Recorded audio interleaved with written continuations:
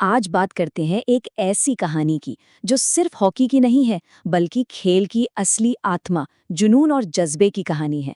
ये कहानी है उस खिलाड़ी की जिसे दुनिया ने नाम दिया हॉकी का जादूगर, मेजर ध्यानचंद। तो चलिए इस कहानी को करीब से जानते हैं। चलिए सीधे चलते हैं साल 1933 में। मैदान पर ना माहौल बहुत गर्म था। एक ऐसा मैच चल रहा था जहां खेल से ज्यादा भी बहुत कुछ दांव पर लगने वाला था। सोचिए, ध्यानचंद पंजाब रेजिमेंट की तरफ से खेल रहे थे और गेंद गेंद तो जैसे उनकी हॉकी स्टिक से चिपक ही गई थी। सामने वाली टीम वाले बस परेशान हो रहे थे, उनकी हर कोशिश बेकार जा रही थी और मैदान का पारा चढ़ता ही जा रहा था। और फिर वही हुआ जिसका डर था। हताशा में एक खिलाड़ी ने खेल भावना को, कह सकते हैं, बिल्कुल भुला दिया। उसने गुस्से में आकर अपनी हॉकी स्टिक सीधे ध्यानचंद के सिर पर दे मारी। सोचिए, सब कुछ अचानक रुक गया।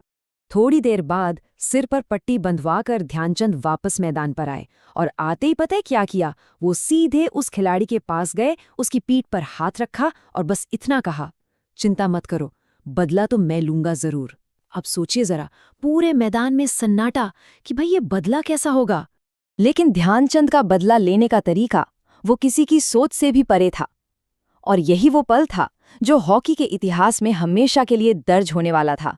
मैदान पर वापस आते ही उन्होंने एक के बाद एक धड़ाधड़ पूरे 6 गोल दाग दिए। मतलब अपनी हॉकी स्टिक से उन्होंने ऐसा जवाब दिया कि सामने वाली टीम के पास कोई तोड़ ही नहीं था। और ध्यानचंद के शब्द वो उनके गोल से भी ज्यादा असरदार थे।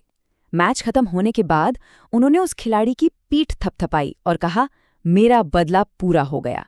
मतलब उनका बदला हिंसा से नहीं, अपने बेहतरीन खेल से था।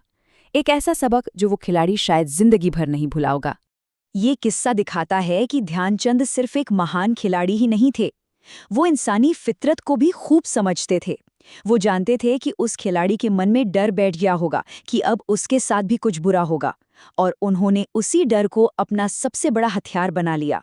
लेकिन ये जादूगर हमेशा से ऐसा नहीं था। चलिए जरा कहानी में पीछे चलते हैं और देखते हैं कि सफर की शुरुआत हुई कैसे।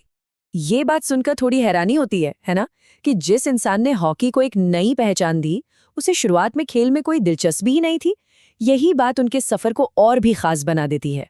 ये जो चेहरा स्क्रीन पर है, ये उसी नौजवान का है। तब उन्हें खुद नहीं पता था कि वो आगे चलकर हॉकी की दुनिया के सबसे बड़े सितारे बनने वाले हैं। तो ये सफर शुरू हुआ कैसे? तो कहानी शुरू होती है 1905 में प्रयाग से।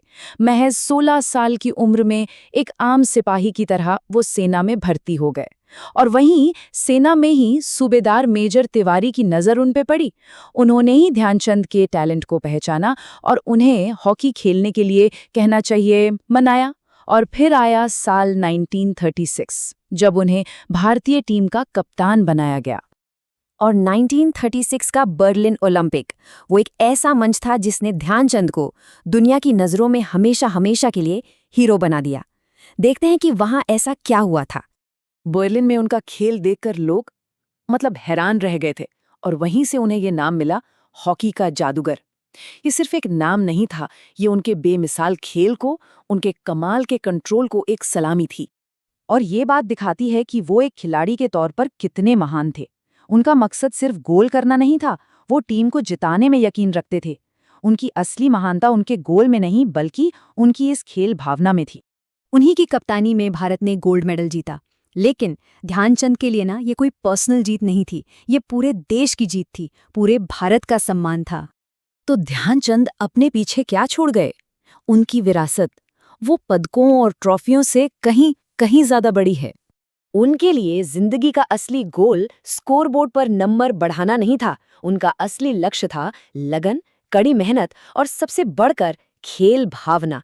वो मानते थे कि यही सफलता के असली मंत्र हैं। और आज भी भारत उन्हें याद करता है। उनका जन्मदिन राष्ट्रीय खेल दिवस के तौर पर मनाया जाता है। देश का सबसे बड़ा खेल सम्मान, मेजर ध्यानचंद खेल रत्न अवार्ड, उन्हीं के नाम पर है। वो आज भी लाखों लोगों के लिए एक मिसाल हैं। मेजर ध्यानचंद की कहानी हमें एक सवाल के साथ छोड़ जाती है। क्या जीत सिर्फ स्कोर कार्ड पर होती है, या फिर असली जीत हमारे खेलने के तरीके में, हमारे जज्बे में और खेल को दिए गए सम्मान में होती है? सोचने वाली बात है कि असल में जीतने का मतलब है क्या।